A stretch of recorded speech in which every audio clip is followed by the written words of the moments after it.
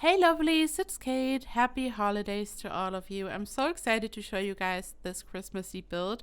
I built this for a group collab by IvoryM. She's such a talented builder and such a great person. I love her so much. And she created the Winter Wonderland save file collab, which is such a great idea. So the participants of this collab together filled Willow Creek, Newcrest, Rindenburg, and Brindleton Bay with winter-themed builds. And I wanted to go full on Christmas. I have promised you guys a Christmas build, so here it is. And I'm really excited to be a part of this collab. And you can find all the information about this collab and all the other participants and all the other builds down below in the description box. So please check them out and show them some love. So I built this in Rindenburg on the 64 by 64 lot, the Dresden house, or Dresden, because actually it's a German word, like Dresden or Dresden is a city in Germany. However, I built this on this wonderful lot, and actually originally IvoryM herself planned to build on this lot. So after the collab was created, everyone could claim a lot, and I was kind of late to the party, and the only lots which were left were kind of small on the smaller side at least, and she offered me to build on this lot because she wanted to build on a smaller lot, I think. So I happily agreed because you guys know I'm always happy when I can build on a bigger lot. So I said yes, and I decided to build a Winter Wonderland Christmas village for Santa Claus or something. So I decided to build a tunnel, and I wanted to have a train with lots of presents. And these train cards are from Ecolifestyle, I think. And the problem later on was that I wasn't able to rotate them using tools. So I rotated one of them, and I had to use one from the base game, this tiny toy that you can size up. So I only used them just for this part of the build, and then I had to use another one in another part of the build, as you will see. So I simply placed them, I built a tunnel, and last year for a Christmas build I also built some type of train, but here I wanted to have like a toy factory, like Santa's mansion or house. I mean, it's always a mansion on this channel, you guys know this. So it's like Santa's fancy mansion, and then lots of toys or presents on a train. And then I also built a small kind of like a toy factory or a place where all the presents get wrapped. So this is like a really weird build because I'm always working on mansions or regular builds, and here there's just so much going on. And the build itself, like Santa's house, isn't that big actually, because as you can see, I used a lot of the space to build this train, which was a lot of fun. I used the train tools to create a slope because after all, your Sims have to be able to access this lot. I also had to build a bridge later on because I realized that no one will be able to reach Santa's house otherwise, and he's like isolated in there. We don't want that. So I had to build a bridge so he can actually leave and get the presents to all the kids. So I just did some landscaping at this point, some rocks, and I lowered a part of the terrain because I wanted to have like a tiny village. Here at this point, I didn't even know that I wanted to have a proper Santa mansion situation. I only knew that I would like to have some smaller houses in the front so it looks like a cute village, like a Christmas village. So I had to lower the terrain a bit because I used the tallest wall height for the floor at the bottom. I had to do this because of the tunnel, because after all the train was too big, so I had to use this wall height so the train was looking good. So I was kind of stuck with this wall height, and then I realized if I would just build my little village in front of the train and this cliff that I created using the debug rocks, it would kind of block the view and you wouldn't be able to properly see the train and the cliff and the landscaping. So I decided to lower the train a bit, and this way, even though I had to use the tallest wall height, it doesn't block the view, and I have my teeny tiny village down there. And I think it also makes the build a bit more interesting. When you're using the train tools, when you are raising or lowering an area, it always looks more interesting. So I think after all it wasn't too bad. And these windows are from Discover University, I think. I wanted to use lots of reds and greens so it looks like Christmas. Of course, lots of Christmas trees. And I talked about this. I'm not really in the Christmas mood, but I feel like now I really managed to get myself into the Christmas mood because I worked on this build. I started to listen to Christmas music. I actually put up the tree today. I finished decorating and I'm just ready for Christmas. I'm going to cook a dinner with my boyfriend for Christmas, so we are just going to chill alone and hang out watching Christmas movies, and we're going to eat so much food, so it will be fun. I'm optimistic now and I'm really excited for Christmas. Actually, it's going to be different, but it's going to be fun. And now I'm kind of not sad, but I wish I would have put up all the decorations earlier, because now that I see the tree and all that, I'm really happy and excited. And I'm already sad that I'm going to take it down in January. Like here, traditionally, you take down all the Christmas decorations on January 6th. So it's not long, like a couple of weeks and it will be gone. But I mean, who cares? I'm going to enjoy the decorations now and it's fine. So I built 3 houses down there, I guess, and I just wanted to keep them relatively simple. There's already so much going on in this build, so I decided to not go overboard. I really kept them simple when it comes to the shape and the decorations. And this house on the left side is going to be like just a bathroom and a bedroom, so this could be like some type of guest house situation. And then the one on the right side that you are seeing here is the workshop for Santa. I used some terrain paint, which later decided to disappear. This bug apparently still isn't fixed, so I had to repaint this later on. And I used lots of platforms because I built this diagonal, and we all know that you can't place stairs diagonally, so I just ended up using lots of platforms, and platforms just make everything look good. It's always an interesting look, so I decided to have this really over the top patio, I guess you could say.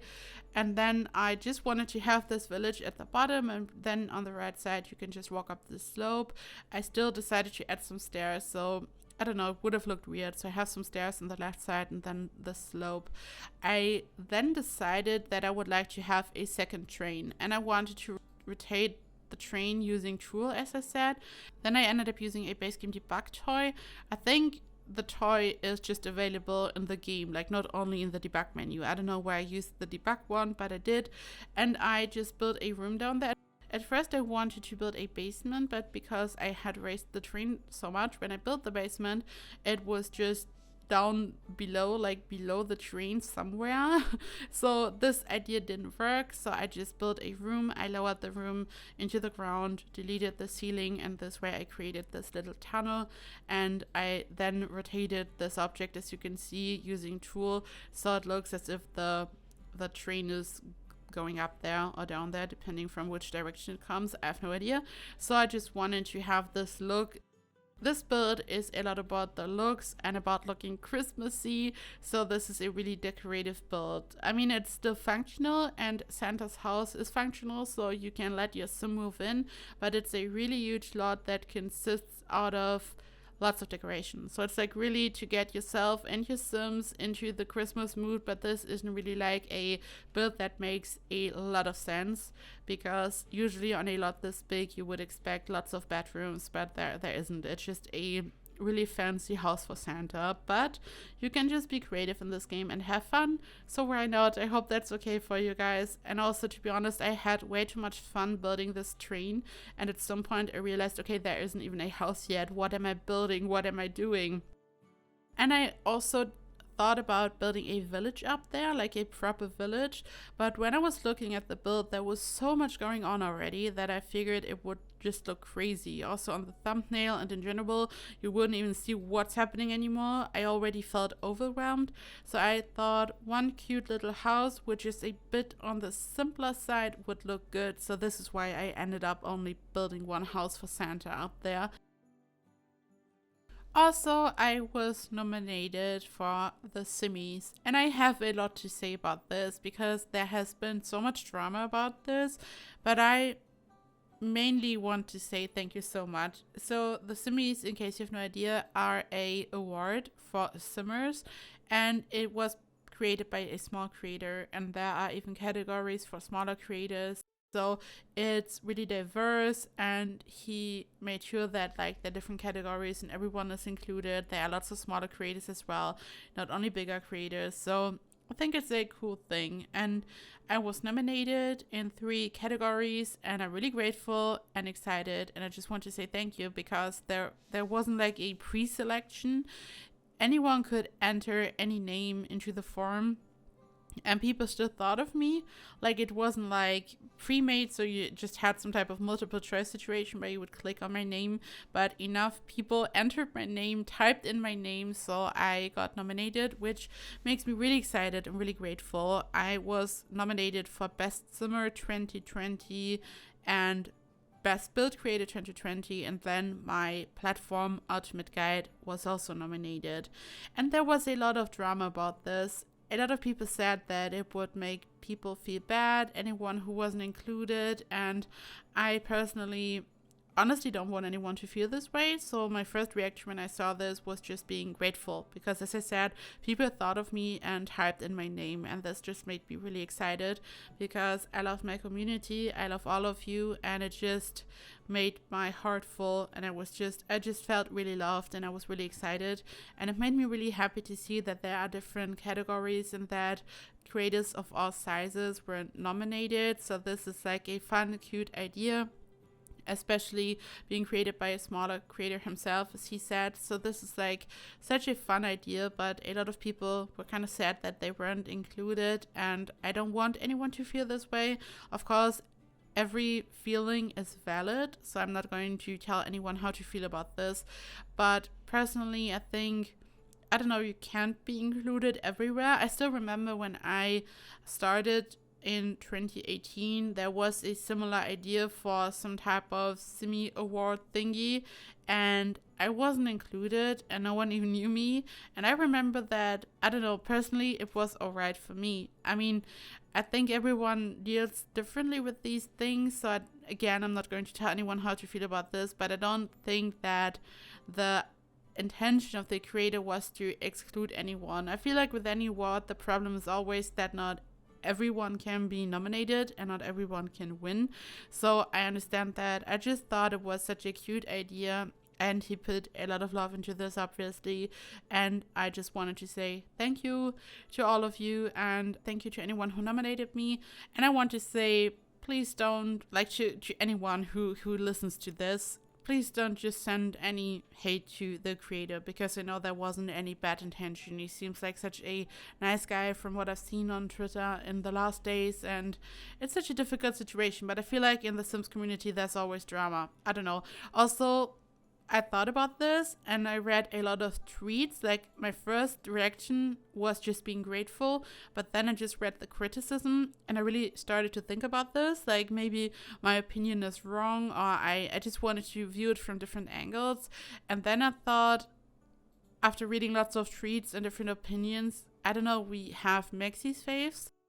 Like, Maxie's faves are a thing, and Maxie's picks a couple of builds. I don't even know, back then it was daily. I don't even know if it's daily anymore. And Maxie's picks a couple of builds and they receive a Maxie's fave, and they get a lot of recognition in return in the gallery.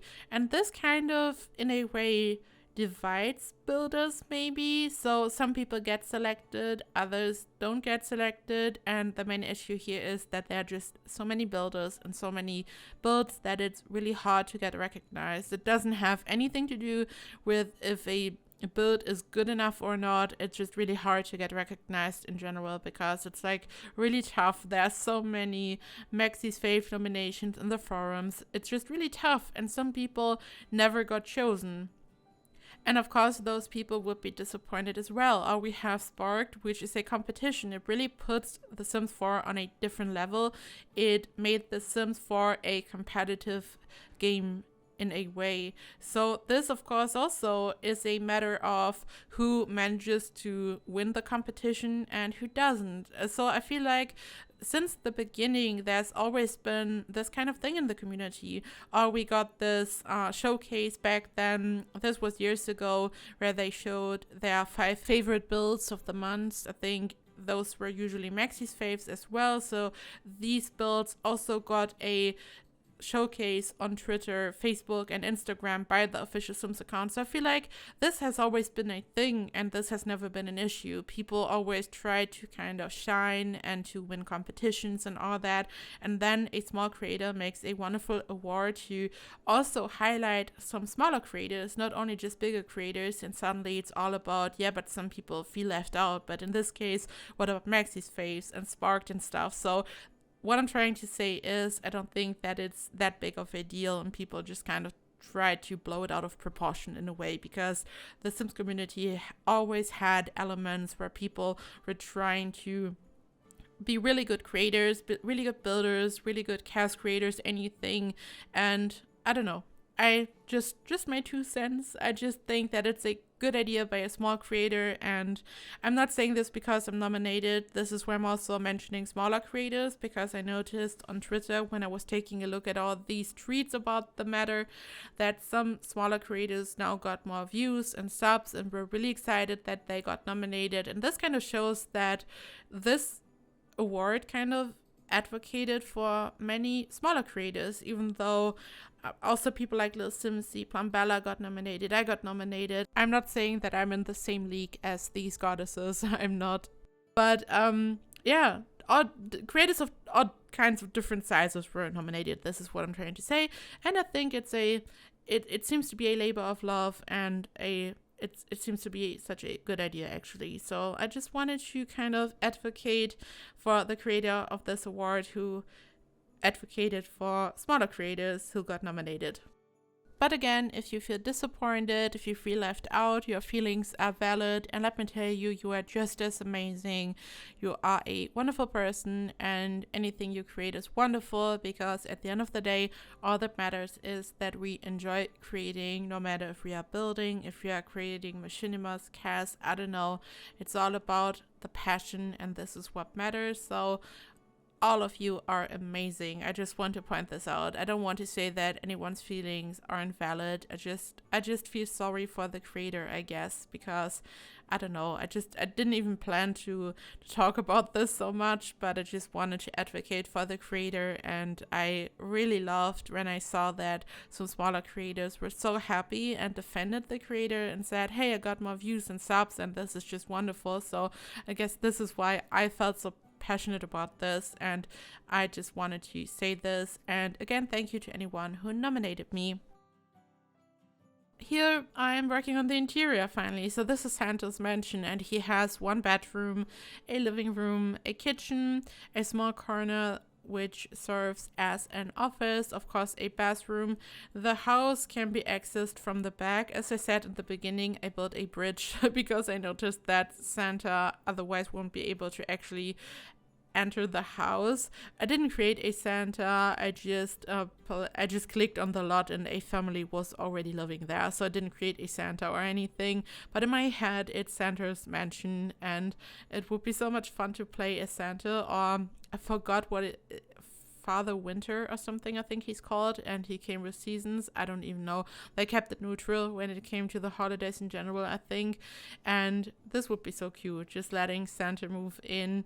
And later on I'm going to watch a Christmas movie, and I just have, as anyone has, like the classic movies that you always have to watch, like Home Alone, for example.